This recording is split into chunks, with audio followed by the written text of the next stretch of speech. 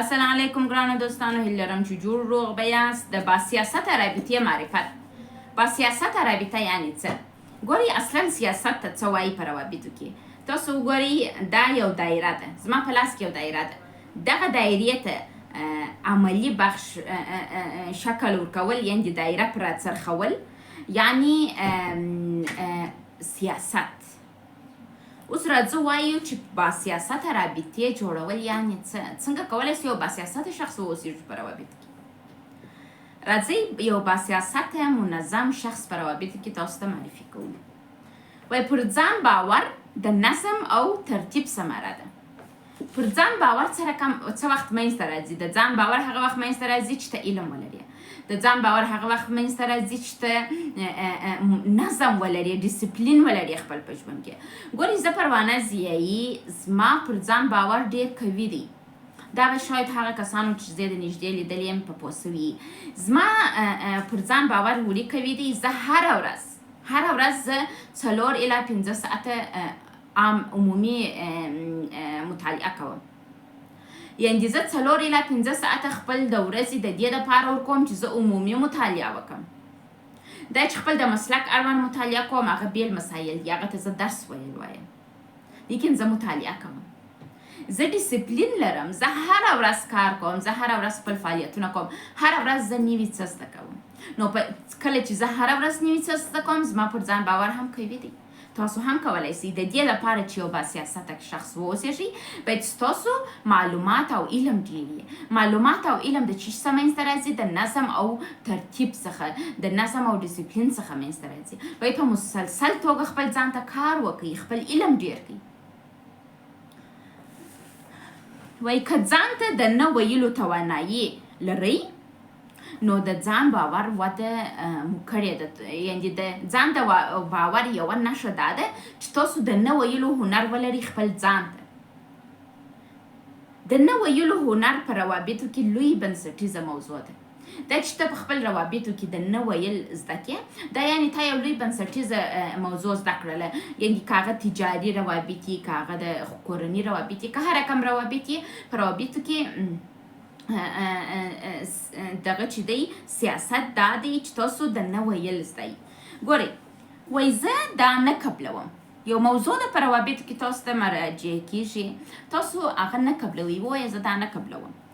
څوک چې ما خطا باسي، رابطه نه ورسره ساتم. څوک چې زما احترام نه کوي، رابطه نه ورسره ساتم. څوک چې سوء استفاده کوي زما څخه، رابطه نه ورسره ساتم. یعنې هغه ځان ته داسې روابط وټاکئ چې دغه روابط ما ځوروي، دا روابط ما ځوروي، نو چې تا ځوروي ته هغه روابط مه ساته. زه پروانه ضیایي د دې هنر لرم چې خلکو ته نه ووایم او روابطو ته نه ووایم، روابط ختم کړم. وایي داسې نه ویل د ځان درناوی کوي. که تاسو غواړئ خپل په وجود کې د ځان درناوی ولرئ، کوشش وکړئ اول د نه ویل زده کړئ. نه ویل چې مو زده کړله، کله چې مو بعضې روابطو ته نه وویل، بعضې حرکاتو ته مو نه وویل، دا مه تحمل کوئ چې یو نفر ستاسو توهین کوي، دا مه تحمل کوئ چې یو نفر تاسو ځوروي، دا مه تحملوئ چې یو نفر راځي ستاسو ژوند د صفر څخه وتاترین زیرخانو ته بیایي. تاسو د نه ویل وکئ، باید ستاسو به هغه پر ځان باور قوي سي. وایي انسانان ژوند کې خپل د ژوند مسیر هیر کوي. موږ چې کله د ژوند په مسیر کې روان یو، بعضې وخت موږ ته د ژوند مسیر هیر کېږي، کوږ ځو، بعضې وخت دې خواته کوږېږو. کله چې کوږ سولې، په دغه ځای کې باید ستا پر ځان باور کوي. په ژوند کې مشکلات راځي، ناکامۍ راځي، د مسیر تغییر راځي.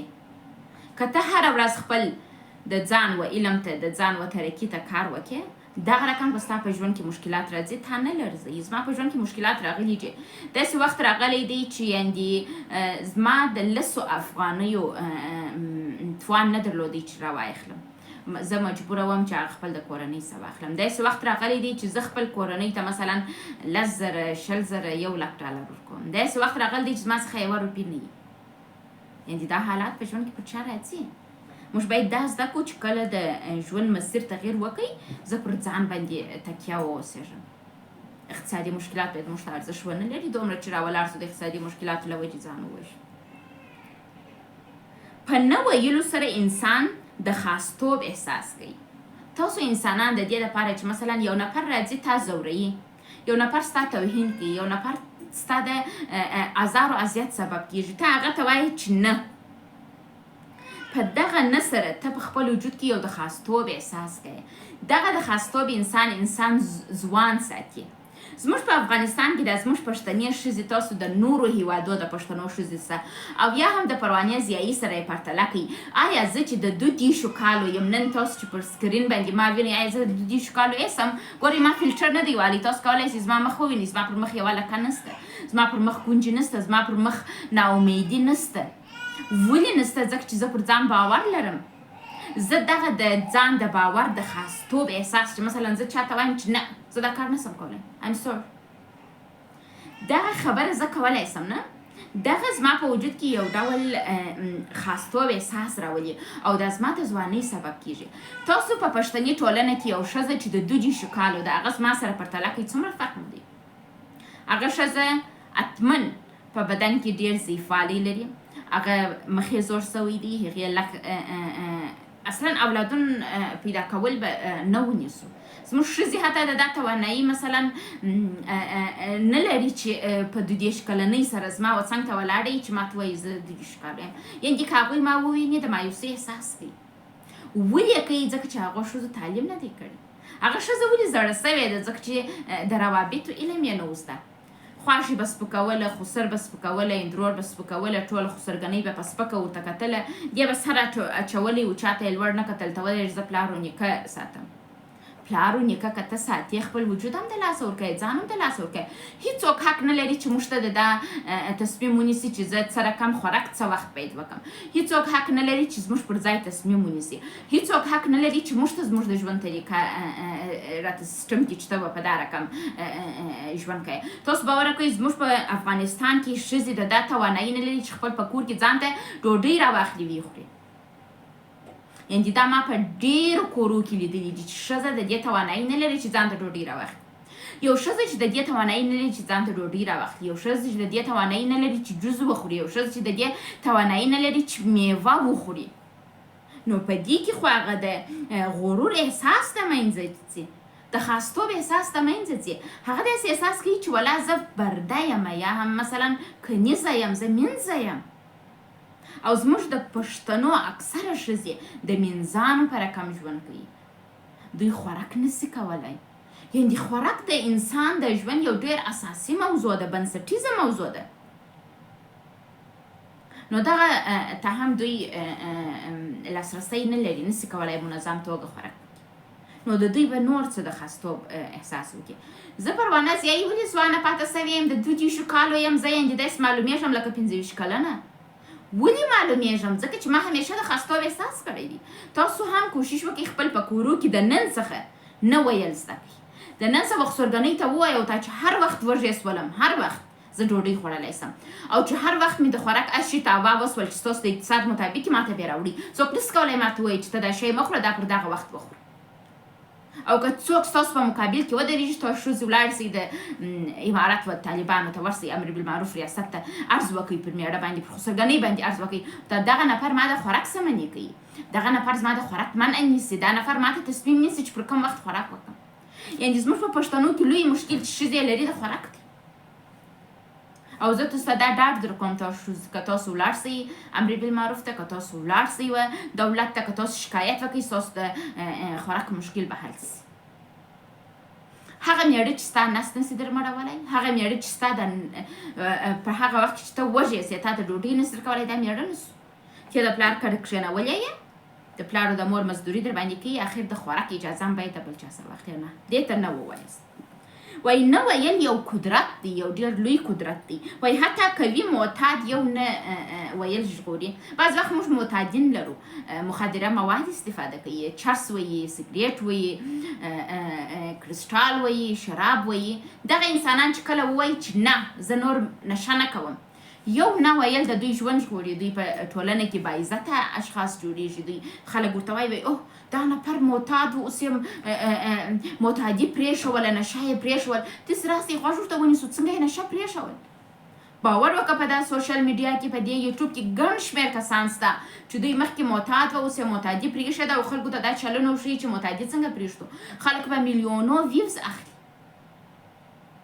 نو تاسو کوشش وکړئ د نه ویل زده کړئ عملي کړئ وایي همیشه وویل لوی تجارتونه د منځه وړي تاسو پوهېږئ په بین الملل سطح غټ تجاران خپل سرمایه یې د لاسه ورکړې ده د منځه تللي دي علت یې چشتي همیشه وویل موږ مجبوره نه یو همیشه ووایو د روابطو سکوت وخت کې یو نه ویل رابطه ژغوري کله چې میړه ماینه په جنګ سي سره میرمن ځي وه محکمې ته وایي زه میړه طلاق کوم زه د سره نور ژوند نسم کولی میړه یې راولاړېږي د قاضي په مقابل کې وایي چې زه نه جلا کېږم زه طلاق نه غواړم زه خپل اشتباهات منم زما میرمن سل په سل کې صحیح ده دا چې دا کم خبرې کوي ګرد سل په سل کې صحیح ده خو زه نه غواړم دا طلاق هم زه غواړم اصلاح سم زه غواړم د سړي سوی سم زه غواړم انسان سم زه واده در کوم ماته 3 میاشتې وخت راکړه زه ټول هغه شیان چې ما پخوا کول ټوله د منځه وړم زه ښه انسان کېږم زه مینانه طلاق کوم زه د تاریخي شرم خپل کورنۍ ته نه راوړم هره غلطي چې مې کړې ده زه نادان وم ما دې وبخښ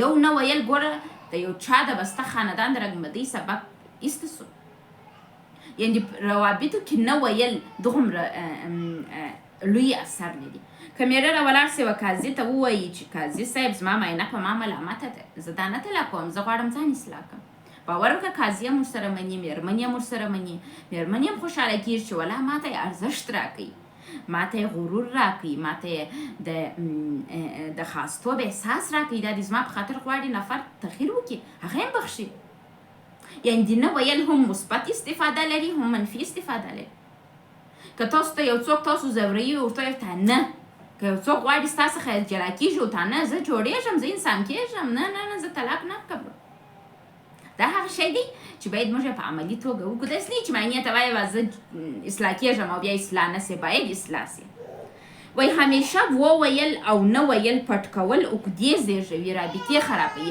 عقده په زړه کې پاته کېږي چې دغه نفر زما سره دغه وکړل ولې ما پر صحیح وخت نه ویل د رابطې قوي کولو راز پر وخت نه ویل دي تاسو باید پر وخت باندې دا زده کړئ چې نه ووایاست داسې نه چې پرون د یو چا زیره کړې په سبا کې تا ته در په یادېږي او ته وایې چې ای کاش ما دا دعوه کړې وای ای کاش ما دا کار نه وای کړی ای کاش ما عکس کړی وای همیشه پر وخت باندې نه ووایاست هغه که په منفي موضوعاتو کې او که په مثبت موضوعاتو کې ستاسو روابط ښکلي کوي او تاسو ښه طرف ته بیایي مننه چې تر اوسه مو غوږ ونیوئ خدای په امان